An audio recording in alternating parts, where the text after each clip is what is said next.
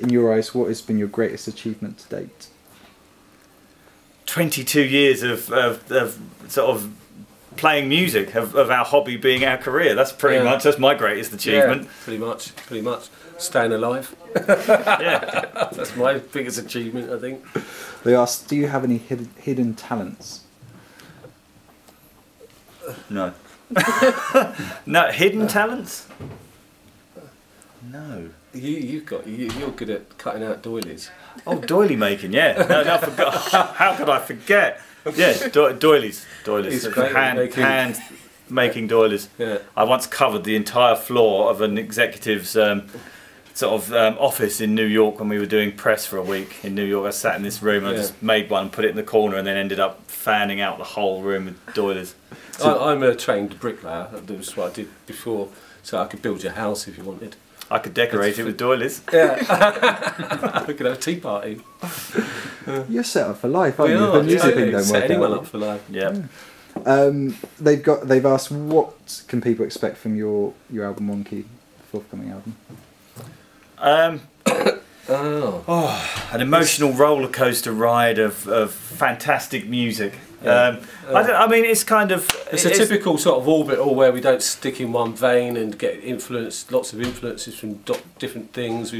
We've got guest appearances from Zola Jesus, which was fantastic. Lady Leisha, which was really good. Great fun. It kind of feels like a live set to me. I mean, that is kind of how we planned it. You know, we were trying to make what we wanted to hear live, so it kind of flows a bit like that. Yeah. It's quite upbeat in you know, because of that as well. Very positive. I think it's quite a positive album, don't you? I think so. But emotional at times. Yeah, of course. And they asked a couple of really odd questions. I'm only going to put. They were both a bit morbid. But I like morbid. Well, there was one about a burning house. I'm going to ask that one. Oh no, please! I want to ask it. Right. You can't say no. I'm not going to ask it. Okay. You got to understand these were back to back. That's why I thought they were a bit morbid. The first one is, if your house was on fire and you could only say 3 items, what would they be? My wife. I was going to say, does that include people, or is that given given everyone survives? Yeah. So it's 3 items. 3 items.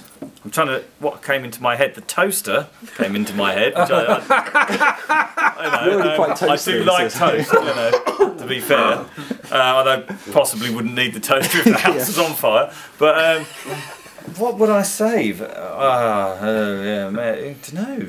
Well, I don't know. I don't give a monkeys about most items in the house. Do you know what I mean? I'd just be happy if everybody was outside. I'm not being funny. I quite like my bed. If I could save that. But yeah, I can't think of anything really. It's not that materialistic. No, I tell you what I would do. I'd grab my laptop on the way out. I'm a sucker for that. Yeah. Not an iPad as well. I wouldn't. I'd leave it there because I'd get a new one on insurance. It's what's on the hard drive that's important. You can still, I've backed up. You can still bury it in the garden and claim it on the insurance. Right, and this other one, which worded wrongly, it could sound like a threat. If you had 24 hours left on this earth, what would you do with it? Oh, really? I'd probably waste it trying to decide what to do with my last 24 hours. Then I'd be going, I've only got 23, and then I'd be angry for an hour, and then I'd be like on 22, and you know, I'd probably end up just making a cup of tea and letting it go cold by accident. I'd make love to my wife, basically. What else could What else could, that's perfect. Yeah. I might actually finish watching Breaking Bad. The last episode. Yeah. How many episodes left? Oh, how long have I got? Right, you know. Yeah. Cool.